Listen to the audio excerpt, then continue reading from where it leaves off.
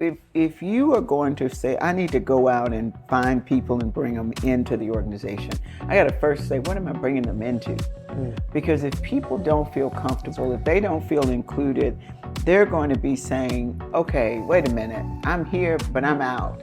Because the truth of the matter is, we grew up in a time, as a baby boomer, we grew up in a time where it didn't matter how people treated you. You went into the company, you stayed there 20 years, got your watch, and you're good. Yeah. And it really didn't matter if they liked you, if they didn't like you, if you were treated fairly. As long as they let you come to work, you were good. You all's generation don't think like that. Not at all.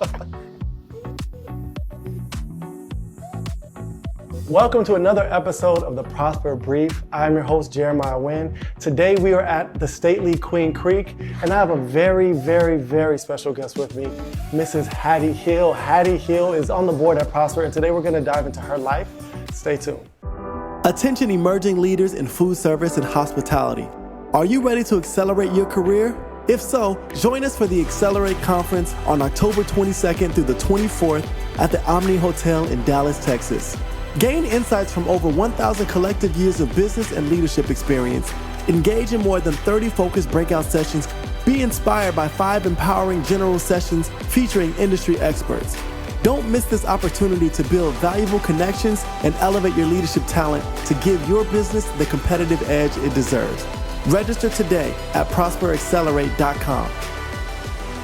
Hattie, how are you doing today? I'm fabulous, and thank you for having me. I'm excited to be here and excited to be a part of your podcast. I'm excited to have you, and I gotta say thank you so much for the hospitality you gave me and my family when we went to Dallas a couple weeks ago. Like, they have been loving Auntie Hattie this entire time, so I'm excited to host you here in Arizona. Oh, thank you. Tell them, come see Auntie Hattie anytime. I got her. Okay, I got you. The one thing I will say though, okay, next time you gotta call me before you come out here, because you should not be wearing a jacket in 115-degree weather. No, it's so cold inside. I'm burned it up outside, but inside, it's cool. So come on now. Okay, well, I know we have a time crunch here, so we're gonna go ahead and get started. Okay, awesome. I got a couple questions, but we're just gonna do what we usually do. Okay? Absolutely. You've had such an impactful career. Can you take us back to the beginning? What started this whole process of you in the corporate world? So, career, let me start with where it started. It was with my mom. I grew up on a farm in Arkansas, extremely poor family, single mother, 6 kids, and we grew up with the basic values of faith, family, hard work, and more than anything else, education. My mother saw education as your solution to a better life. And so she really instilled that in all of us. So I went to college, undergraduate degree, political science and history. I was going to be a lawyer. Then I met some lawyers and changed my mind. I think we all have. Right? And then I got a master's in psychology, which really put me on the people trail. So I've been in people all of my life. And honestly, I got into business accidentally. I was a director of training for the state in Texas. My background is psychology and rehabilitation, and I happened to be having dinner with a good friend at Thanksgiving, and she said, you know this training stuff, and she said, I've got a new leadership team. I'm the only woman. It's all men. It was an engineering organization, and she said, could you help me put something together? And I said, sure, and I did it. I was eating food at her house, so I had to. So we got together after I put it together, and then later she called me and she said, we pay people to do what you did for us. Oh. I said, really? And thus we began Hattie Hill Enterprises, and 35 years later, we're still going strong. Wow. Would you say that she was one of your influences or like your mentors as you got into this space? I've had a couple influencers. My mom, of course, always, because that's where I learned truly the value of hard work. And so you bring that into corporate. I'm an early riser. Corporations start early. But I really think one of my first real mentors who started teaching me the business was Kelleher from Southwest Airlines. Herb was an awesome mentor for me, and he was all about people and culture. And he really believed that the bottom line to your business performance was people. And so the work we did for them was always about how to make it better for our people. And he continued that through his career. We helped to drive a lot of the people and culture work in Southwest Airlines back when they started it. And it just totally put me on the track of leadership, people, and the business bottom line all equal the same thing. Did that shape your priority on inclusion in the workplace? So when, the whole idea about inclusion in the workplace really started, and actually we were doing leadership and culture and customer service, and Herb was the one who said, Hattie, I went to this conference in the financial district in New York, and they were talking about this thing, diversity, and I didn't even know, he didn't really know what it meant, but it's sort of their affirmative action thing, but it's better than that. And he said, do you know it? And I said, well, I've heard of it because we had done some work with IBM. And he said, well, I want you to go learn it and come back and teach it to us. And so that was really my first really moving into the space of understanding what inclusion and then belonging, because the differences is one piece of the puzzle, but how you include people is totally different. I can have different people at the table, but if I don't include them, they're just sitting there. So this whole idea of really embracing perspectives and people and how all of that comes together for bottom line business really kind of started with Southwest Airlines, because Southwest had this hope, when the worst of corporate America was putting profit at the top of the line, they put people at the top because he felt like people drove profit, and that would continue to build customers, and then you're back up to people again. Wow. Yeah, so very, very simple process. So when you first got that call and you were going to learn more about that, were you skeptical about learning more about the diversity, the affirmative action things? Here's what happened, because I was very familiar with the affirmative action work, right? Yeah. When similar to what's happening now, when we were trying to move from affirmative action to diversity, there was an outcry. People were like, no, we can't do that. It's going to wash it down.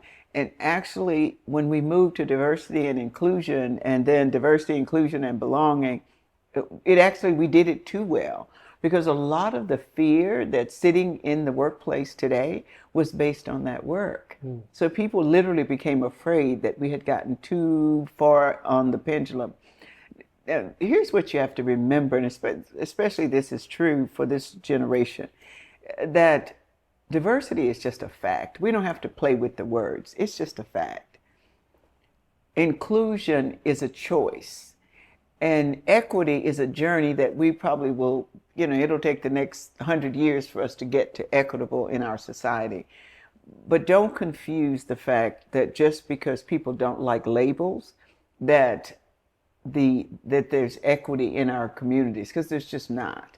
But we have to keep working toward it and not let the labels pull us in the wrong direction. Okay, so now let's shift gears, right? Okay. Along with this conversation, at Prosper, you guys are big on building a better table. Right. So when you hear that term, building a better table, how do you want people to feel from that? So here's what building a better table means to me. And this I go back to my mom. My mom always said, if you're sitting at the table, or if you go and do something, leave it better than you found it, because I'm a woman, because I'm a person of color, because when I started my company, I was young, in my late 20s. So you always need to leave something better than you found it. So that became my first mantra of how I lived my life, and how I entered into the business world, because I was sitting at the table with mostly older white men who was the CEOs and running the business, and I was there to be a part of their human resources, because that was really our role. So first of all, be open to make sure that you leave it better than you found it, which means that you got to leave the door open for people and let them come in. So I say to all of our customers, and when I would be in human resources, I'd say, wait a minute, what about this? Could we add this person to the table? And then once you bring them to the table, the most critical part of this is that we make sure they feel a part of the conversation. And so that, where I see Prosper really benefiting, is that, one, we're leaving it better than we found it. We're setting the table, but also helping people to feel included when they get to the table. And we want to leave role models to attract talent to this industry, because at the end of the day, that's what's most important. Make the organization better and make the industry better. Let's say out there you're a leader in a legacy brand, right? Maybe you're not the CEO, but maybe you're a VP, you have your own department. What is the first step towards building this better table within an organization? Look at your organizational environment. That is so important. If you are going to say, I need to go out and find people and bring them into the organization, I got to first say, what am I bringing them into? Because if people don't feel comfortable, if they don't feel included, they're going to be saying, okay, wait a minute, I'm here, but I'm out. Because the truth of the matter is, we grew up in a time, as a baby boomer, we grew up in a time where it didn't matter how people treated you. You went into the company, you stayed there 20 years, got your watch, and you're good. Yeah. And it really didn't matter if they liked you, if they didn't like you, if you were treated fairly. As long as they let you come to work, you were good. You all's generation y'all don't think like that. Not at all. And we got to deal with y'all. No, but I think it's real. Yeah. It's you have to understand that people will walk in, they think they're interviewing you, you're interviewing them. Yeah. Is this a place where I'm going to be comfortable? Yeah. Where I can give my best, where I can be creative. So I think we have to rethink that as the people in charge right now. How you include people it's going to tell you how long they stay. What is the gauge, right? Because I can be included, and you can include someone, but how can you really give them a voice and empower them? Listening is so powerful. I mean, just listening to their ideas. The one thing I love about the younger generation is that you guys are willing to share. And where sometimes too much, but that's neither here nor there. No. I've been on TikTok lately. They're sharing everything. I know, right? Well, and here's the other thing. You all are so much smarter than we were because of TikTok and ChatGPT and Google. I mean, you can Google everything is like an art form. And so we have to be willing to listen as leaders to understand what is it that you really want. How do you want to be addressed, included, not included, what's important to you, not just for your work, but for your whole. I'm all about the whole person, your family, that, things you're involved in.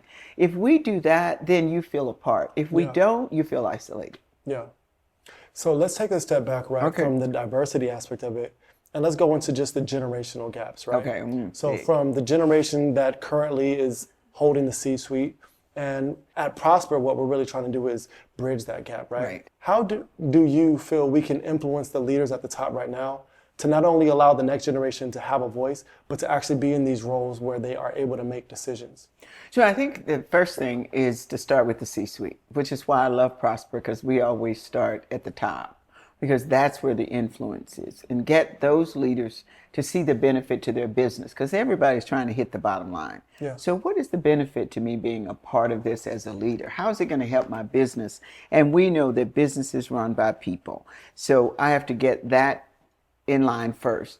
Then secondly, I have to ask leaders to identify people who can really help them learn. So that means those next level leaders in their organizations, pull them out. They're qualified, they're smart, they've been there for years, they know your organization, they know how to attract people. So get those people involved so that they can then help you help your organization. And is this what we're doing at Prosper? Absolutely, you know it. The Prosper model, and I'm at the age, space, and time after 30 plus years in business where everything has to make a difference. It has to be, you're leaving a legacy, right? Yeah. And so the goal of Prosper, which was to get current CEOs and C-suite leaders to identify that Prosper Accelerated community, which is that next level leader in their organization, and then to take that to the Accelerate conference, which we're launching in October, which is going to engage another set of leaders, because you can't put everybody in the Accelerator program. So you have that next level of leaders who are learning and closing their gaps and honing their skills. So what you're doing is creating this history of leadership development through the Prosper community. And that in itself is just pure gold. When you were young in your career, did you have anything similar to the Accelerate program that you could have been able to help you to grow? The only thing I really saw when I was young in my career is being a part of a sorority where they were always developing, right? And so in my sorority, we always participated in programs. But my mom was always go learn wherever you can learn. So I would take courses. But for the one real benefit that I had, the last job that I had before I started my company, my boss said to me when I was director of training, he said, this government is probably going to move too slow for you. And he saw it in my personality. He said, so if you ever want to do part-time work, there's these companies that hire you to go do day trips and you can go and teach and you can make extra money. And he literally gave me the brochure to the company that launched me into my business. Have you met a lot of young leaders who just do not have that and they're like searching for a voice to help pull them? Oh, absolutely. Yeah, because a lot of the young leaders, baby boomers kind of get impatient with young leaders. Yeah. And they want everything and they want it now. And so what we're trying to do with Accelerate is to bring those people to the forefront and say a part of our role is to help you to grow and mentor and develop. So that's why it's so critical. So let's move towards Accelerate. Okay. So you've kind of given us a little bit about what Accelerate is, but who is Accelerate really for? So I think Accelerate is really a couple of people. One, you want the C-suite leaders there so they can engage and be role models, because young people especially like to see people that look like themselves. The next thing to Accelerate is your next level leaders.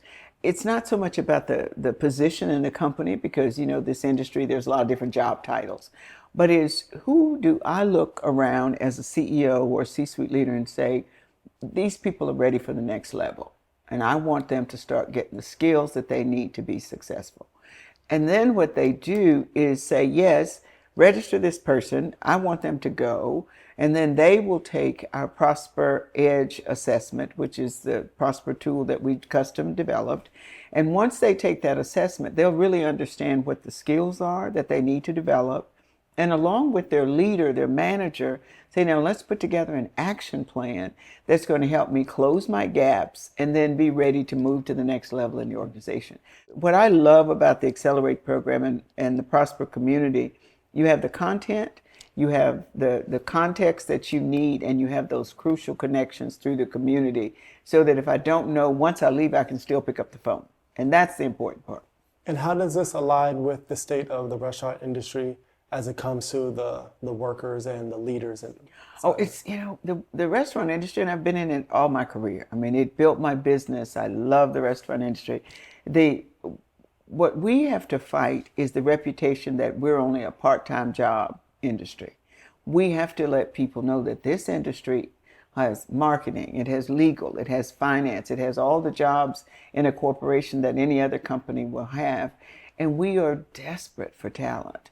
And so that war for talent is real. And if we can get people in and they can see what all we have to offer through the Accelerate conference, through the Prosper community, not only will they come, but they'll also stay. What leadership gaps do you believe that the Prosper Accelerate conference is going to fill within a different organization in the industry? The biggest leadership gap, I think, will come with knowing what your capabilities are. That Prosper Edge assessment that we've been working on to customize, I think it really starts there. I need to understand where I am, literally, in terms of my capabilities. The other component that I think it really helps is the fact that it's supported by the CEO. A lot of times the CEO has no idea what their people are doing, what they're participating in, but because people for the Accelerate conference has been chosen by the CEO or a Prosper Accelerator, they already have the exposure that they need in the company. That says the company chose you, you've been chosen, so they want you to be successful. So part of that combination of C-suite recognition, then being able to assess where I want to go, then going from there to building those skills, and then turning around after the conference is over, because a lot of the conferences it's over, it's just over. Yeah. Once our conference is over, you still have an opportunity to connect with the community. You still have an opportunity to participate in our podcast, our newsletters. Let's keep that community connected even past the conference. So what would you say to those who have not been chosen? If you've not been chosen, find a way to get yourself in those positions. with the Accelerate conference, you could actually afford to probably go yourself without your company giving you permission to go, because the registration fee is not as expensive. But most of the leaders at this level have their own T&E, travel and entertainment budgets that they can afford to go. You want people who have ingenuity, who are thriving and striving to be good leaders, and they really want this. So you want to go ask. You know, one of the things you can do is look in your company and say, who's been chosen as accelerator? Take that person to lunch and say, listen, I saw you in this accelerator program. It seems interested. I'm interested. Seems interesting. I'm interested in getting involved. How can I do it? And let that person kind of carry your water to the next place. Why is it urgent for leaders to invest in the next generation of leaders? Oh my goodness, the war on talent is real. I mean, it is so real. The war for talent, but also we run our businesses because of people. Yeah. And in the restaurant industry, I don't care how great your food is. If I can't get it out the kitchen and on the table, it's a problem, right? Yeah. And so we have to really understand that every industry is fighting for good people. And so we want to be that industry of choice. The food and hospitality industry is a fun industry. You know, you love it. It's great people. But we have the reputation of being closed, and it's a small community, and you don't want people. We have to let people know we are open. We want you here. It's a great place to build a long-term career, because the success of your business really depends on people. Yeah. So what excites you most about how Prosper Accelerate is going to develop the next generation of leaders? So when you think about developing the next generation of leaders, what Prosper Accelerate can do, first and foremost, is to make sure they have a voice. So you come in, you talk about what your needs are, you understand the business. So we're helping them to figure out what their interests are. The younger people these days are curious. So you don't come into an organization and go on one track. You have a couple different tracks you can go on. So feeding that curiosity. The next thing we want to do is let them feel like we want them. We want you here. And you know, it's really tough in this day and time with a lot of the corporations having the hybrid workplace and people not at work every day. So you have to do some extra things as a leader to really pull people in. And then once you get to know them, find what their interests are. Because if you key into my interests, you got me. I'm all in to be there and be dedicated and committed. But very often the companies don't get that close to their people. I think that the one term I would use, we have to be as leaders extremely people-centric. That's where the secret sauce for our business is. I'm able to connect with people, understand what their needs are, and then try to meet those needs to drive business results. Is there a fear involved with these leaders who are afraid to be people-centric, develop the next generation? Is there fear involved, or what's the hesitancy? You know, I think fear it's a tough word, but it's probably a real word. Fear, lack of understanding, time. As leaders, and especially baby boomers, as they're in power, we're coming from that space. It's, I tell you what to do and you do it. Yeah. The younger generation, you guys don't buy that. So they're like, well, what am I supposed to do now? So the other part of that, even more so than fear, is just lack of comfort in making the adjustments that are going to be needed. Because if I'm people-centric, that means I have to be empathetic. I have to have compassion. I actually have to care about what you think. Yeah. I have to respect your differences and how you want to approach the world. And for a lot of us who grew up in a time where I'm your boss, I tell you what to do and you do it, that's a different experience. What role do you think Prosper Accelerate is going to play in not only shaping the culture of a company, but the culture of the industry as well? Oh, that's a great question, Jeremiah. Let's talk about the company first. What makes it so important for the company is that when you attend a conference like Accelerate, you begin to look at your own values and purpose and mission. Are we aligned with today's world? If we stay in our own heads as a company, we don't grow. And so I need to get out there where I can grow and learn. Is there different expectations? The other thing is to model. I want to see the model so I can elevate the standards in my own company. So what are some best practices when you attend the conference? What are other people doing to help in their culture so I can take those things and take them back into my company. Yeah. So you think of it as I learn, I model, and then most importantly, and this is where you cannot even put a price on it, is that you build engagement and trust of your people because they see you as the CEO of the company trying to be better. And that's what is so critical. It's great that we have standards. It's great that we have vision and purpose and values, but that evolves over time and you get better. So it's good for the company. Now let's talk about the industry because that is so critical. We love the food and hospitality industry. It's a fabulous industry. We've known that. What's the value? Well, first, and this is something that is so critical to me, that it sets us up as an industry of choice. So when people see us getting better, they want to know what's exciting. What are y'all doing?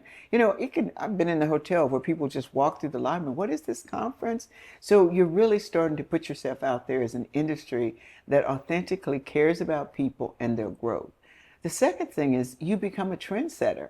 We're learning trends, we're bringing knowledge, we're trying best practices. So then you want to attract people. I remember back in the day when the whole idea of diversity first started, and McDonald's was one of our clients. And we went to IBM because there was no one in the industry who was doing it. Wow. So we went to IBM for best practices. I'll never forget that conversation. The guy who was running their program then was Ted Childs, a wonderful gentleman.